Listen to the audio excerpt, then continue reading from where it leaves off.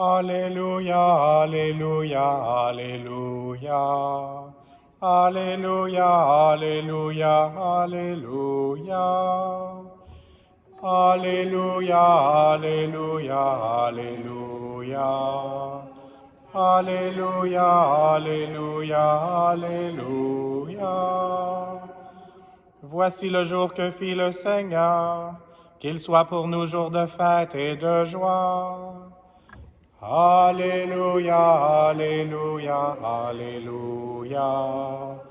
Alléluia, Alléluia, Alléluia.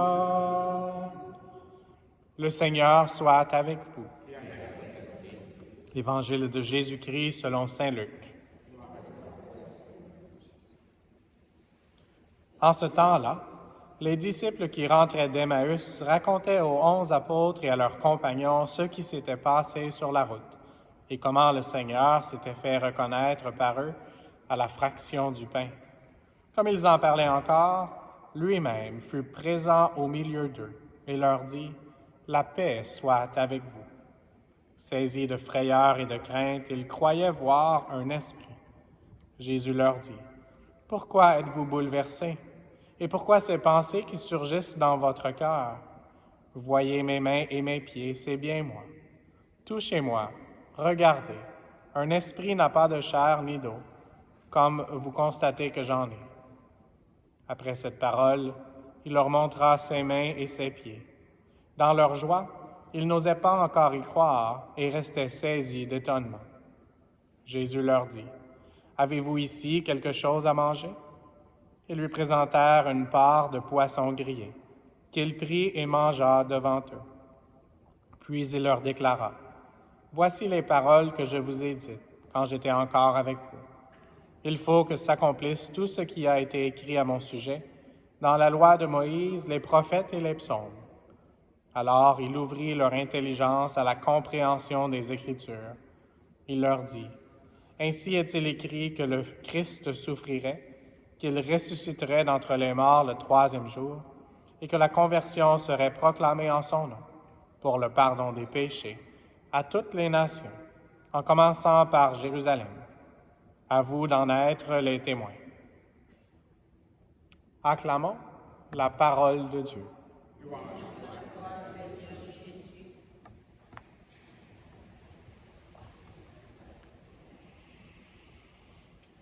On a des très belles lectures et on peut fermer les yeux et imaginer ce qui se passe. Il y a des choses qui sont difficiles à imaginer, les émotions des apôtres, entre autres la joie. Et puis on doit demander à l'Esprit Saint de nous aider à connecter avec Dieu et nous aussi recevoir cette joie de la Pâque. Une des choses, une des questions que Jésus a posées aujourd'hui, c'est une que j'aime aussi poser souvent, c'est celle-ci. Avez-vous ici quelque chose à manger? Donc, Jésus avait servi un repas et Jésus continue de servir le repas. Et je veux vous féliciter aujourd'hui pour être à la messe. Et je mentionne ça assez régulièrement quand il y a une tempête, mais une de mes apparitions du Seigneur pour montrer sa présence réelle. Là, on parle d'une apparition de Jésus, mais c'est une qui est sur le chemin de Compostelle, où il y a eu un miracle eucharistique. Ça s'appelle O Cebreiro, et j'entrerai pas dans tous les détails. Vous pouvez le regarder, O-C-E-B-R-E-I-R-O. Mais ce qui s'est passé, c'est que le prêtre, qui avait un peu des doutes sur l'Eucharistie, était content qu'il y avait une tempête de neige.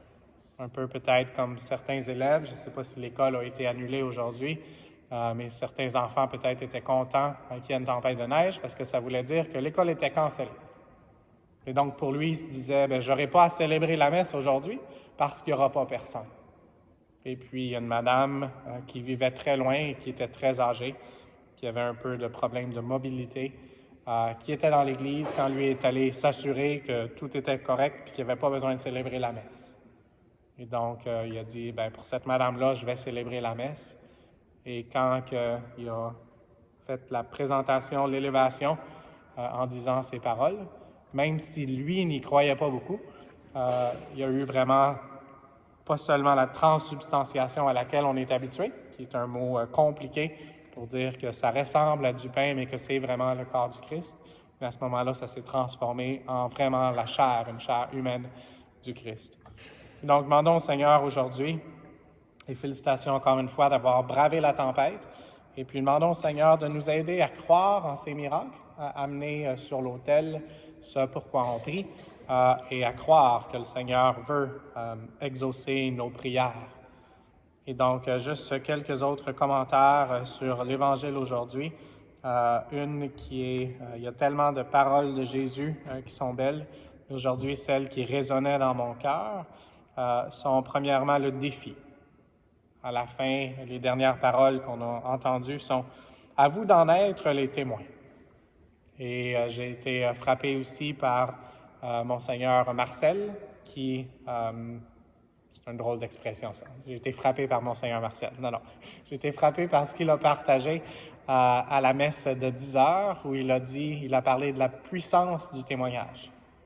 Et donc, oui, la puissance du témoignage devrait nous frapper au cœur et nous faire accepter le Seigneur. Et donc, demandons cette force, nous aussi, qui vient de l'Esprit Saint, pour pouvoir relever ce défi d'être les témoins que le Seigneur nous appelle à être avec les personnes, surtout celles qui en ont le plus besoin. Et une autre des expressions que Jésus a utilisées aujourd'hui, et puis peut-être que dans votre vie aussi, vous avez des choses compliquées.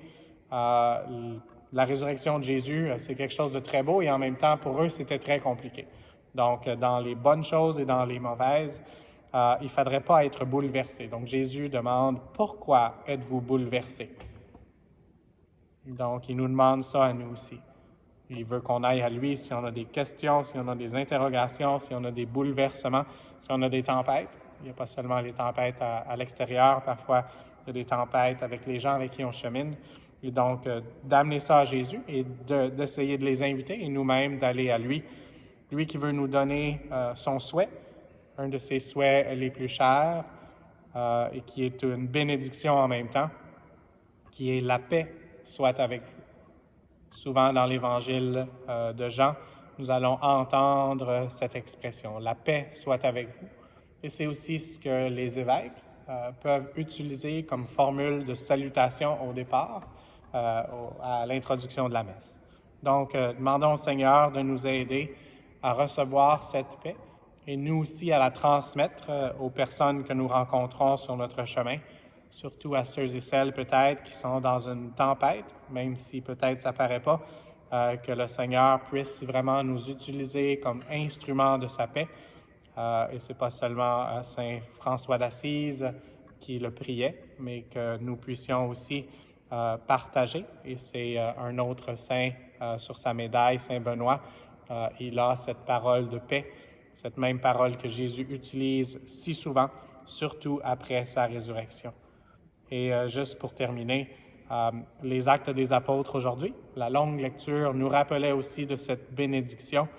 Et une des mentions était « C'est vous qui êtes les fils des prophètes et de l'alliance que Dieu a conclue avec vos pères. » Quand il disait à Abraham, « En ta descendance seront bénies toutes les familles de la terre. » Alors prions pour nos familles et la famille que nous formons pour qu'on puisse recevoir cette bénédiction et plus que ça, qu'on puisse être bénédiction les uns pour les autres dans la paix et la joie du Christ. Amen.